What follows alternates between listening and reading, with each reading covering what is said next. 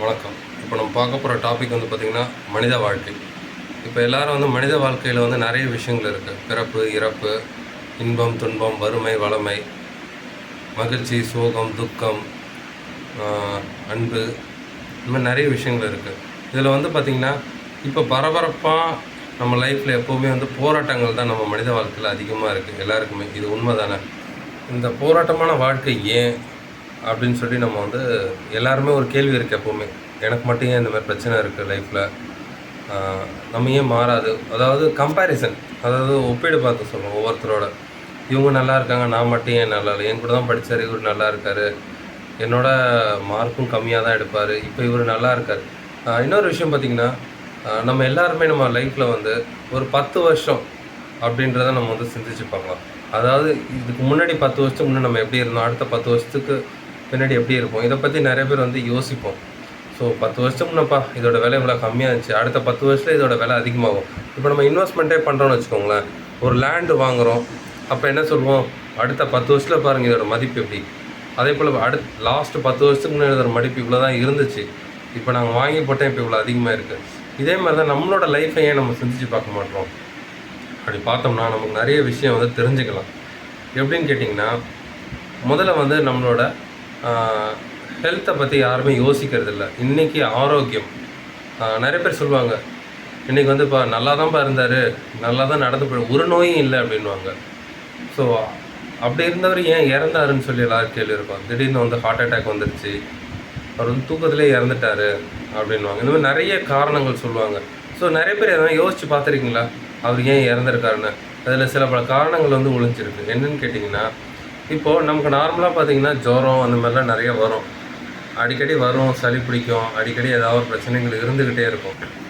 இது நீங்கள் எப்படி கண்டுபிடிக்கலான்னா, சின்ன வயசில் நமக்கு வந்து இந்த வியாதி வந்துச்சு, இதுக்கு முன்னாடி வந்திருக்கா, டாக்டர் எப்போ போனாலுமே முதல் கேள்வி என்ன கேட்பாங்கன்னா, இதுக்கு முன்னாடி இந்த மாதிரி வந்திருக்கா, அலர்ஜி எதாக இருக்கா, நிறைய கேள்வியெல்லாம் கேட்பாங்க உங்களுக்கு. இப்போ நம்ம எதுக்கு நம்ம ஹாஸ்பிட்டல் அடிக்கடி போவோம்? நம்ம வந்து சின்னதாக அடிப்பட்டா அந்த மாதிரிலாம் போக மாட்டோம்.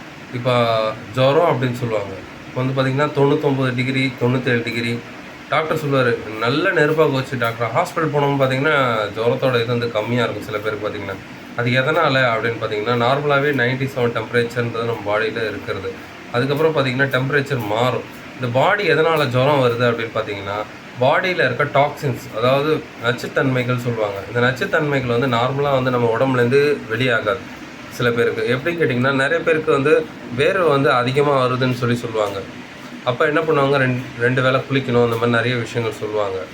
ஸோ அவங்களுக்கு வந்து பார்த்திங்கன்னா ஃபீவர்ன்றது எல்லாேருக்கும் வரும் தான். அது வந்து பாடியில் இருக்க டாக்ஸின்ஸை ஒரு வெளியேற்றத்துக்கான முறைகள் தான். நார்மலாக நம்ம கழிவுகள் நம்ம உடம்புலேருந்து நிறைய விதத்தில் வெளியாகுது. ஸோ இதெல்லாம் வெளியாக முடியாமல் இருக்கும்போது நமக்கு வந்து ஜுரம் வருது. அது நார்மலாக வந்து குளித்ததும் போயிடுச்சுன்னுவாங்க.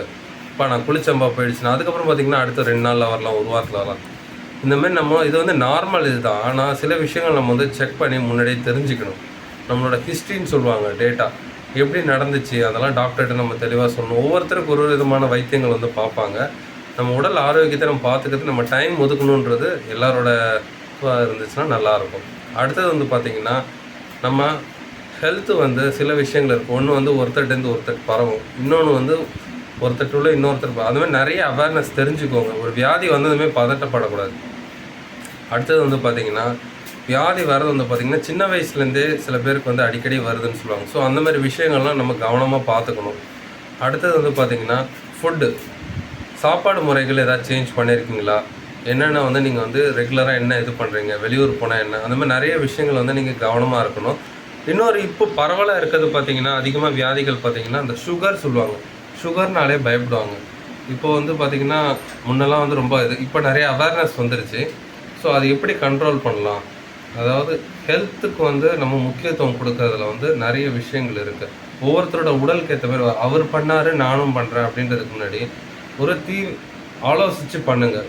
எப்படி நம்ம ஹெல்த்துக்கு செட் ஆகுமா அப்படின்றத ஒரு டோஸ்ன்னு ஒன்று இருக்கும், ஒரு லெவல் இருக்கும். எடுத்ததுமே ஃபுல் டோஸ் கொடுக்க மாட்டாங்க டாக்டர்ஸ்லாம். சில இதில் வந்து நீங்கள் அவேர்னஸ் பாருங்கள், செல்ஃப் ஃபண்டிங்கில் திங்க் பண்ணுங்கள் என்ன பண்ணணும். யார் எது சொன்னாலும் முதல்ல வந்து நீங்கள் எடுத்ததுமே அதை வந்து டெஸ்ட் பண்ணி பார்க்காதீங்க. ஏன்னா நம்மளோட உடல் ஆரோக்கியம் ரொம்ப முக்கியமான ஒரு விஷயம். நிறைய விஷயங்கள் நல்லபடியாக நம்ம இது பண்ணுவோம். நன்றி, வணக்கம்.